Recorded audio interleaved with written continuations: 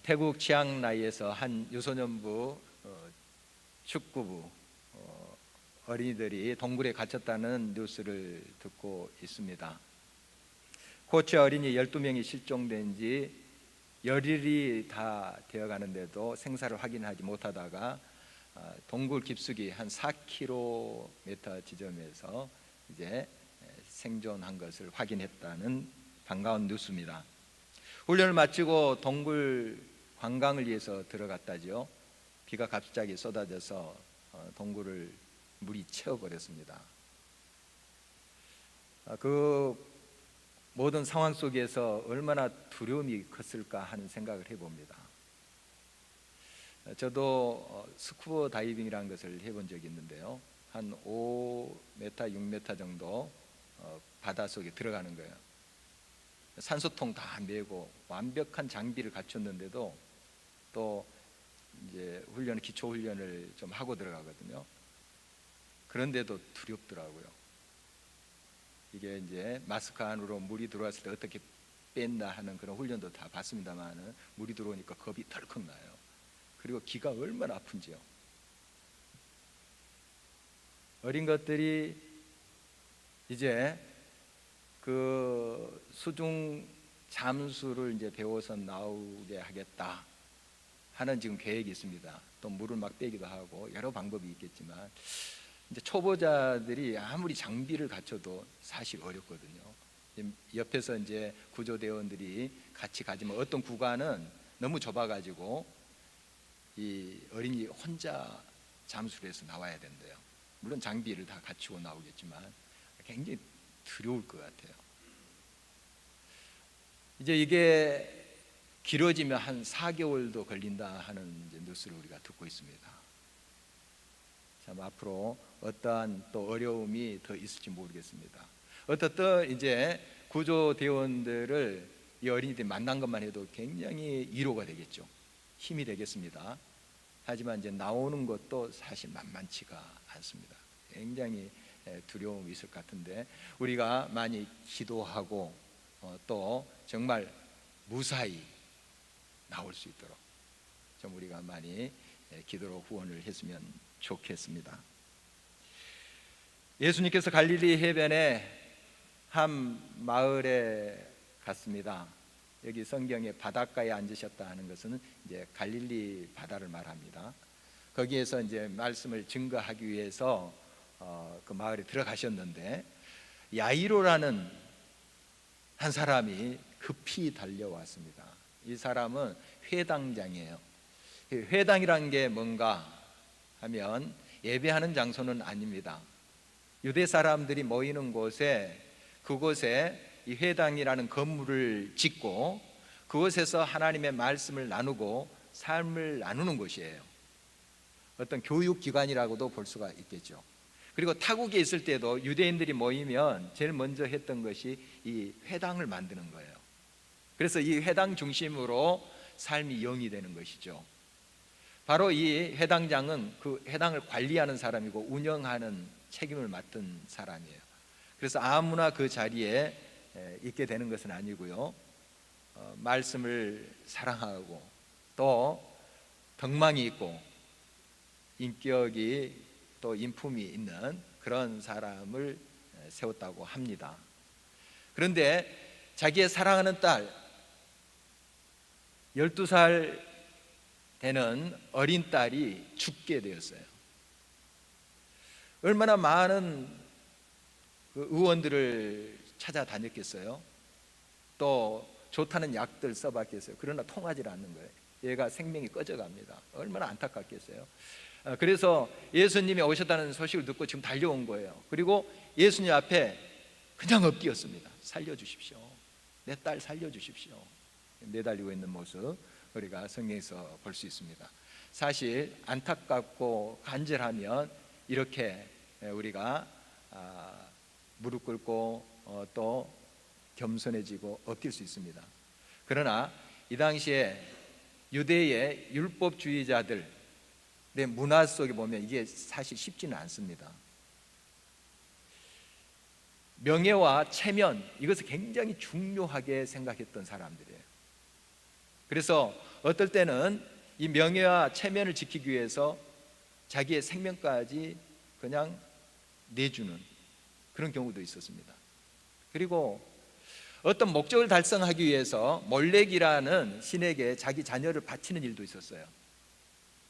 사람을 제물로 바치는 일이 있었어요. 그러니까 물론 생명이 귀하고 정말 사랑스러운 아들, 딸이지만 그것보다 더 큰 목적이 있었다는 거죠. 그걸 위해서는 그 생명까지 죽일 수 있는 사람들이 이런 사람들이에요. 지금도 이슬람 가격 문화권에서는 명예살인이라는 게 있어요. 가문의 명예를 실추시켰다 그러면 자기 딸, 아들이라도 죽여버립니다. 그게 허용이 돼요. 이런 명예살인이라는 제도가 아직까지 남아있습니다. 이 당시는 더 심했어요. 유태인들 굉장히 심했거든요. 그래서 그 당시에 많은 회당장이 있었습니다마는 사실 이 야이로처럼 자기 딸, 아들을 위해서 체면, 명예 그런 거 다 내려놓고 엎드리는 사람이 흔치 않았다는 사실입니다. 그런데 이 야이로의 마음은 정말 자기 딸을 위해서 무엇이든지 하겠다 하는 것이 있었어요. 자기 딸을 위해서 자기 체면, 명예조차도 내려놓을 각오가 있었어요. 아니, 자기 생명까지 바칠 그런 마음이 있었던 것이죠. 그래서 예수님께 와서 엎드려서 간청하는 것입니다. 참 이렇게 안타까운 마음으로 예수님께 매달릴 때 예수님 왜 그 마음을 모르시겠습니까? 그래서 예수님은 그 야이로를 따라서 그의 집으로 향하고 있습니다. 그런데 집에 가던 중에 야이로의 집에서 사람이 왔습니다. 딸이 죽었습니다. 이제 선생님을 더 괴롭게 하지 마십시오. 더 이렇게 데리고 오는 거 그것 이제 늦었습니다. 이런 뜻이죠. 한번 야이로의 마음을 좀 헤아려 봤어요. 어떤 마음이었을까? 어떤 심정이 되었을까? 그 소리를 들을 때 굉장히 절망적이겠죠. 죽었습니다. 끝이에요.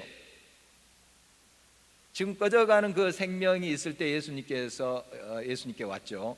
그때는 어떤 불씨라도 있었습니다. 그 불씨 살려내면 살 수 있겠다 하는 희망을 가지고 예수님께 온 것 아닙니까? 그런데 죽었다는 거예요. 끝난 것 아닙니까? 온몸에 힘이 풀렸을 것 같아요. 그리고 이런 생각이 들었을지도 모릅니다. 예수님 지금 이렇게 급하게 매달려서 살려달라고 하는데 좀 달려가지는 못할 망정 이렇게 걸음이 느리신지, 좀 종종거림이라도 좀 해서 적극성을 좀 보여주셔야 되는데 하염없이 느리신 것 같아요. 그리고 중간에 끼어든 여인이 있었어요. 12해 동안 혈류병을 앓은 여인이에요. 그 여인 때문에 좀 지체가 된 거 아닙니까? 그래서 그 여인도 참 야속하게 느껴졌을 거예요. 좀 예수님 조금만 더 빨리 갔으면 내 자녀 살 수도 있었을 텐데 하는 생각을 갖지 않겠습니까? 아마 우리 모든 사람들은 좀 그런 생각이 들 수가 있습니다. 이런 마음을 예수님께서 또 읽으셨습니다. 그래서 예수님께서 바로 이렇게 말씀을 하세요. 두려워하지 말고 믿기만 하라. 두려워하지 말고 믿기만 하라. 딸의 죽음 자체보다도 그를 엄습한 두려움이 가장 무서운 것이었습니다. 여러분의 삶 속에 여러 문제들이, 어려움들이 있어요. 그러나 사실 그 문제와 어려움보다 여러분을 더 무너뜨리는 게 뭐냐 하면 여러분이 느끼고 있는 두려움인 것이에요. 물론 문제 힘듭니다. 여러 환난 견디기 쉽지 않습니다. 그러나 그것보다 더 무서운 게 그것으로 인한 두려움이에요. 그 두려움 때문에 주저앉고 넘어가는 경우가 얼마나 많은지 모릅니다. 군대에서 유격 훈련을 받을 때 기억이 나더라고요. 6m 높이에서 뛰어내리는 것인데 그 조교의 말은 사람이 6m 높이에서 밑을 바라볼 때 제일 공포심을 느낀대요. 그게 맞는지 어떤지 잘 모르겠습니다만 그 조교의 말이에요. 무섭더라고요 진짜. 밑을 쳐다보면 두려움이 생겨요. 다리가 후들후들 떨려서 사고 납니다.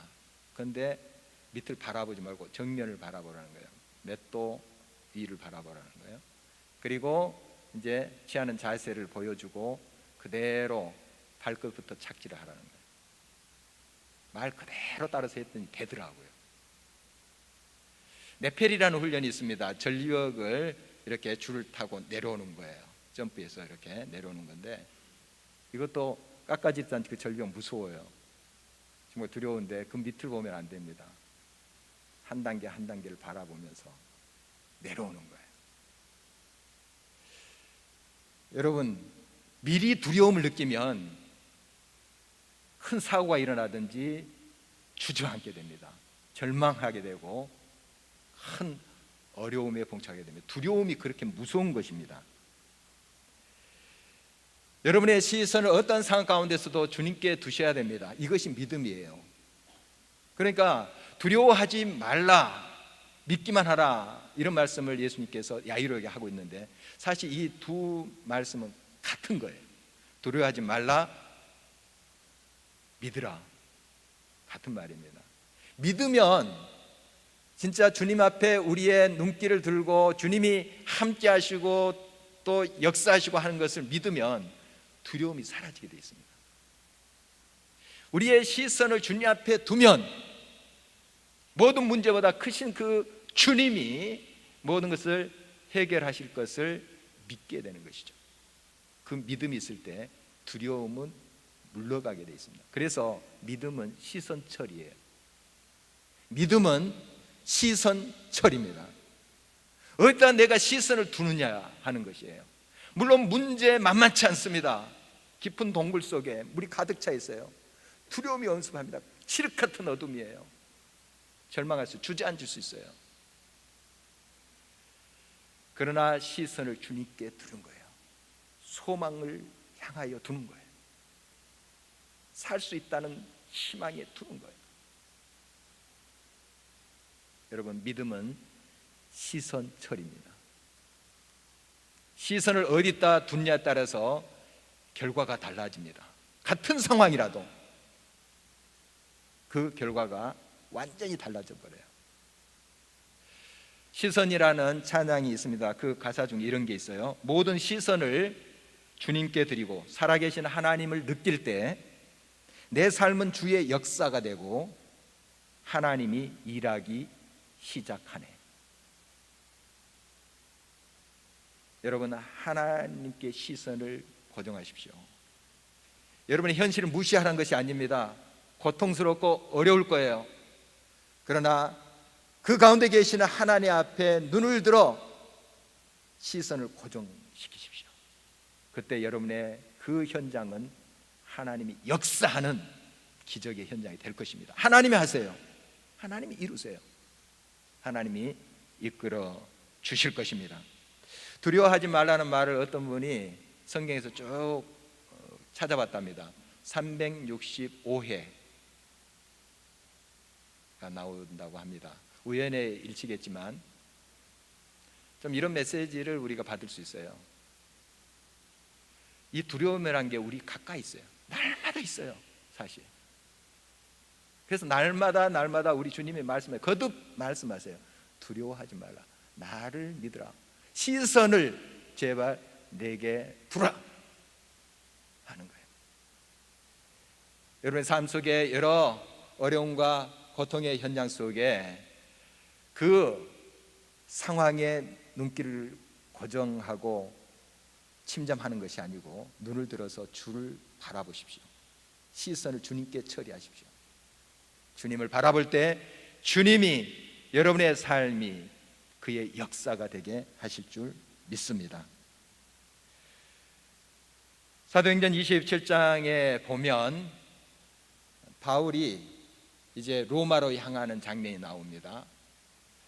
알렉산드리아 배를 타고 276명이 로마로 향하게 되는데요, 광풍을 만나게 됩니다. 유라굴로라는 아주 무서운 그런 폭풍을 만나게 됩니다. 정말 며칠 동안 이제 먹을 겨를도 없습니다. 그리고 낮에도 캄캄합니다. 막 집어삼킬 듯한 파도가 덮칩니다. 거기에 선원들도 있었습니다. 얼마나 많은 경험과 바다의 모든 상황을 알고 있는 선원들도 속수무책이에요. 할 수 있는 게 하나도 없어요. 그래서 소망의 여지가 하나도 없었습니다. 그때 바울은 그 안에서 뭘 했을까요? 기도밖에 없죠. 기도했습니다. 하나님의 사자가 이렇게 나타나서 말씀하십니다. 바울아, 두려워하지 말라. 바울아, 두려워하지 말라. 이 말씀은 바울도 두려워하고 있었다는 거예요. 자기의 삶을 다 내려놨습니다. 자기의 생명까지 다 주님 앞에 바친 사람이에요. 목숨이 무엇이 아깝겠습니까? 이런 사람도 그 현장에서 두려움을 느낄 수 있다는 거예요. 하나님의 사자를 통해서 하나님 말씀하십니다. 두려워하지 말라. 여러분, 그러므로 날마다 우리의 삶 속에 두려움이 와 닿습니다. 두려워할 수 있어요. 그러나 그 두려움에 매여서는 안 됩니다. 눈을 들어서 주님의 역사를 바라봐야 됩니다. 주님의 손길을 바라봐야 됩니다. 그리고 계속해서 말씀하십니다. 이 모든 배에 있는 사람들을 내 손에 붙였다. 다 살아난다는 뜻입니다. 276명 다 살아난다는 뜻이에요. 그 약속을 주세요. 풍랑은 아직까지 있습니다. 정말 무서운 그러한 풍랑이 지금 덮치고 있어요. 그렇지만 하나님께서 다시 약속을 주세요. 물론 그 전에도 하나님께서 약속하십니다. 배 타기 전에도 하나님께서 바울에게 내가 로마에 가리라, 가이사 앞에, 황제 앞에 서게 되리라 약속했어요. 하나님 그렇게 하실 줄 믿어요. 그렇지만 현실의 풍랑이 일 때 두려움이 느껴지는 거예요. 이게 바울 같은 사람을 느꼈다면 우리는 어떻겠습니까? 우리도 두려움을 느낄 수 있어요. 그러나 여러분 기억하십시오. 그 두려움에 계속 눈길을 둬서는 안 됩니다. 그 현실은 그대로 있다 할지라도 그 눈을 들어서 우리의 시선을 주님께 고정해야 됩니다. 바로 이런 믿음을 원하시는 것입니다. 바로 그 믿음이 있을 때 두려움은 물러가게 된다는 사실입니다. 이런 하나님의 약속을 받고 이제 바울이 배 탄 사람들에게 이야기를 합니다. 여러분 안심하라. 나는 내게 말씀하신 대로 되리라고 하나님을 믿노라. 두려워했던 바울이었습니다. 그러나 주님의 약속을 다시 붙잡고 하나님께서 약속하신 대로 되리라고 나는 믿는다. 믿음을 선포하는 그의 모습을 봅니다. 어떻게 이러한 믿음이 가능했을까요? 눈을 들어 하나님을 바라봤고 하나님이 약속하신 것을 다시 귀 기울여 들었기 때문에 그렇습니다. 여러분 이것이 일회성으로 끝나서는 안 됩니다. 날마다 두려움의 현장은 우리 앞에 있어요. 날마다 그 풍랑이 우리를 덮치고 있어요. 순간순간 이걸 확인하셔야 돼요. 나도 모르게 눈길이 그 풍랑에 가 있어요. 그리고 막 두려워서 움츠러들고 있습니다. 주저앉고 있어요. 여러분 주님의 음성을 기억하십시오. 다시 한번 눈을 들어서 주님을 바라보십시오. 그때 여러분 안에 믿음이 그 모든 것을 물리치게 하실 것입니다. 이제 그 배가 수심이 얕은 곳으로 가게 됩니다. 물론 하나님의 약속을 받았지만 아직 풍랑이 막 거세게 일어요. 그래서 이제 수심이 얕은 곳에는 암초가 있다는 거예요. 암초에 배가 부딪혔습니다. 배가 완전히 부서져 버렸어요. 여러분 약속을 받고 하나님이 두려워하지 말라 이런 상황 속에서도 문제가 여전히 있을 수 있어요. 여러분 이 단계에서 주저앉으시면 안 돼요. 아, 하나님 이렇게 약속하시고 이렇게 건져주시다 했는데 이게 뭐냐 하고 절망해서는 안 됩니다. 끝까지 믿으셔야 돼요. 끝까지. 결국 우리가 알고 있죠. 이 276명 다 살아납니다. 다 살게 돼요. 여러분 믿되 우리는 제대로 믿어야 됩니다. 오직 우리의 구원자이시고 우리를 살려내시고 일으키시는 그 하나님을 온전히 바라보고 시선을 고정해서 믿어야 됩니다. 그리고 온전히 믿으셔야 돼요. 온전히 주님을 붙잡되 온전히 꼭 주님밖에 없습니다. 주님 외에 다른 희망이 없습니다. 주님밖에 없습니다. 온전한 믿음을 들이셔야 돼요. 그리고 끝까지 믿으셔야 돼요.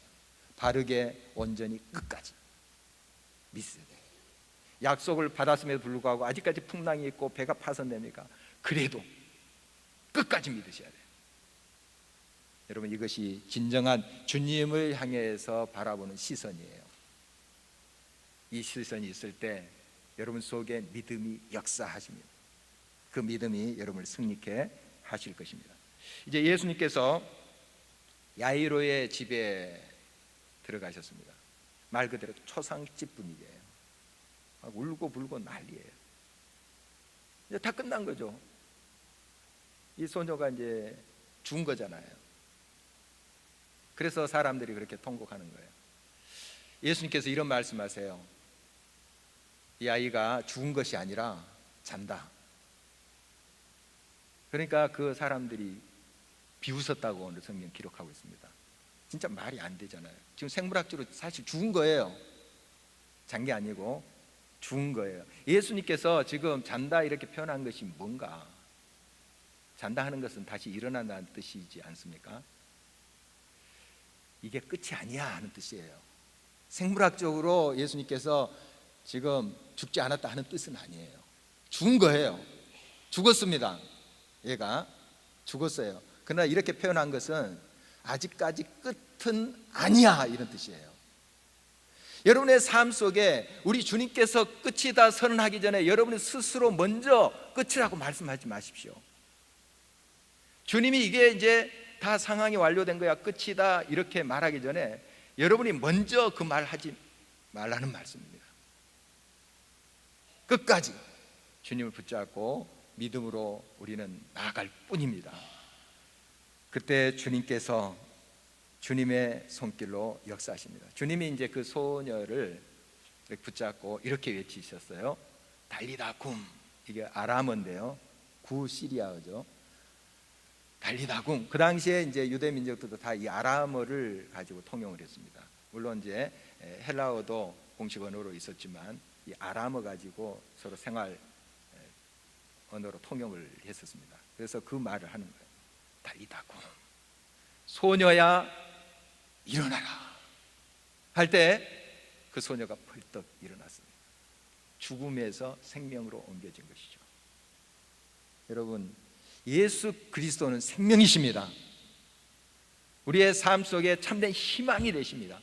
그분만이 영원한 생명으로 우리를 이끄십니다. 그러므로 끝까지 주님을 붙잡고 있을 때 그 생명이 역사하는 것입니다. 여러분, 날마다 주님을 더 믿음으로 바라보면서 생명이신 주님을 놓지 마십시오. 그런 말이 있지 않습니까? 희망은 절대 우리를 포기하지 않는다. 우리가 희망을 포기할 뿐이지. 참된 희망이신 예수 그리스도는 결코 우리를 포기하지 않으십니다. 우리가 포기해버려요. 그래서 두려움에 휩싸여버려요. 그리고 절망합니다. 그리고 모든 상황이 정죄될 때 다른 사람 원망해요. 환경 원망합니다. 이게 우리의 패턴이에요. 여러분, 믿음의 사람들 보십시오. 끝까지 주님을 바라보면서 그 주님의 약속을 얻어내지 않습니까? 그 현장을 자기의 것으로 경험하지 않습니까? 여러분, 끝까지 주님을 신뢰하시기 바랍니다. 여러분, 주님 앞에 여러분의 자신을 내놓을 때 정말 생명을 위해서 뭐든지 할 수 있는 그러한 간절한 마음을 가지십시오. 체면, 명예, 조차도 야이로처럼 내려놓으십시오. 하나님께서 간절하게 온전히 주님의 옷자를 붙잡을 때 역사하십니다. 체면 생각하다가 하나님의 기적을 경험하지 못할 뻔했던 사람이 있어요. 나만이라는 아람 장군인데요, 이 사람은 나병 환자였어요.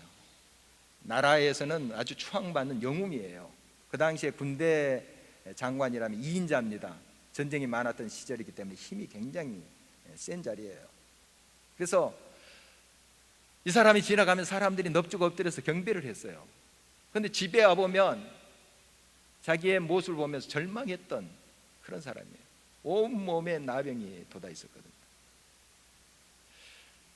이제 이스라엘에 하나님의 사람이 있는데 그 하나님의 사람이 병을 고친다더라 하는 소식을 듣게 돼요. 엘리사라는 선지자인데요. 이 소식을 듣고 그가 찾아옵니다. 보물, 선물, 보따리 다 챙겨가지고 찾아와요. 자, 이렇게 힘 있는 나라에 제2인자가 오면 어떻게 해야 됩니까? 일개 선지자인데 요즘 목사 신부인데 좀 버선발로 달려와서 오셨습니까? 영접해야 되잖아요. 트램 내려올 때 딱 도열해가지고 악수해야 되잖아요. 꼭 절해야 되잖아요. 아니, 사안을 보내서 저 요단강에 가가지고 7번 씻으라는 거예요. 얼굴도 안 비치고. 기분 상했죠. 나를 뭘로 알고 이렇게 대우하냐 하고 화가 나서 돌아가려고 했습니다. 돌아가려고 했어요. 그때 옆에 지혜로운 신하가 있었어요. 더 심한 것도 시키면 이 병이 낫는다고 하면 하지 않겠습니까? 뭐 그렇게 7번 물에 들어가서 씻는 거 그 어려운 일입니까? 뭐 아니면 말고 한번 하세요 했습니다. 순종했어요. 나병이 나은 사건을 우리가 성경에서 발견할 수가 있습니다. 여러분, 정말 여러분의 간절한 소원들 또한 간절히 바라는 것들 정말 또 생명을 건지는 일이라고 한다면 여러분의 모든 것을 내려놓으셔야 돼요. 하나님 앞에 다 쏟으셔야 돼요. 그리고 온전히 그의 옷자락을 붙잡아야 됩니다. 그리고 끝까지 믿기만 해야 되는 것입니다. 하나님께서 그렇게 믿음으로 나아갈 때 친히 역사하는 것을 보게 됩니다. 여러분, 그런데 예수님께서 이 기적의 현장에 세 사람의 제자들만 데려가요. 그리고 이제 물론 부모도 같이 동행하게 됩니다. 여러 사람들 앞에서 이 기적을 행하지 않아요.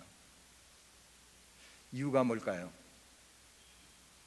물론 여러 사람 앞에서 기적을 행할 수도 있겠습니다만은 우리는 이제 기적에 많이 주목을 합니다. 기적 참 중요해요. 병 고치고 생활이 펴고 또 자녀들이 잘 되고 하는 거 참 중요해요. 근데 그 수준에 머무는 경향이 많아요.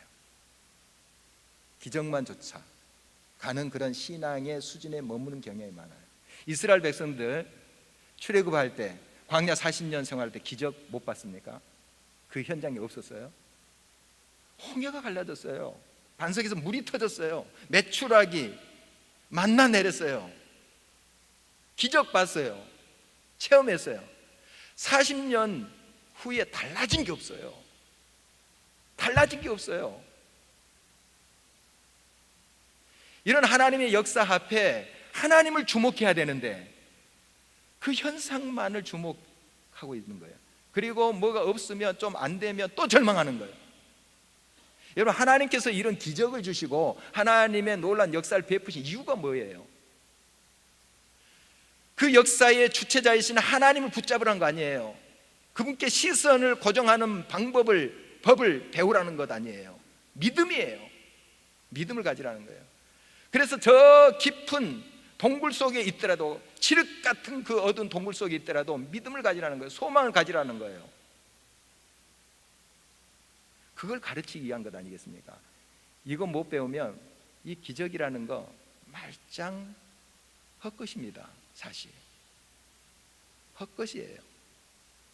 여러분, 여러 기적이 여러분의 삶 속에 일어나기를 바랍니다. 놀라운 반전의 역사들이 일어나기를 바랍니다. 그러나 기억하십시오.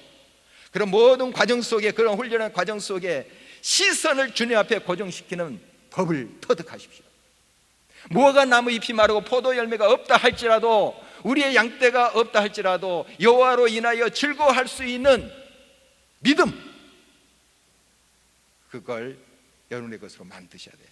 물론 그 이후에도 그 믿음을 여러분이 갖다 할지라도 두려움이 엄습할 거예요. 그러나 다시 말씀을 기억하며 시선을 주님 앞에 고정시키는 거예요. 이게 믿음입니다. 이게 믿음이에요. 믿음이라는 것은 고정적이지 않아요. 다시 내가 두려움에 휩싸일 수 있습니다. 그러나 끊임없이 주님 앞에 우리의 시선을 두는 거예요. 이 훈련이에요. 이게 자동적으로 돼야 됩니다. 여러분, 주님을 믿을 때 주님께서 역사하실 것입니다. 여러분의 삶 속에 또 구체적으로 합력해서 선을 이루시는 것을 경험하게 될 것입니다. 그리고 여러분 간증하게 될 거예요. 주님이 하셨습니다. 주님이 이루셨습니다. 주님이 역사하신 것입니다. 이렇게 주님을 자랑하면서 찬양하면서 주님께 영광 돌리는 여러분의 삶이 되기를 간절히 바라는 것입니다. 여러분의 삶 속에 여러 도전이 또 있을 거예요. 많은 은혜와 경험과 또한 기적의 역사를 경험하더라도 그 이후에 또 풍랑이 밀려옵니다. 기억하십시오. 시선을 주님께 두십시오. 이게 믿는 것입니다.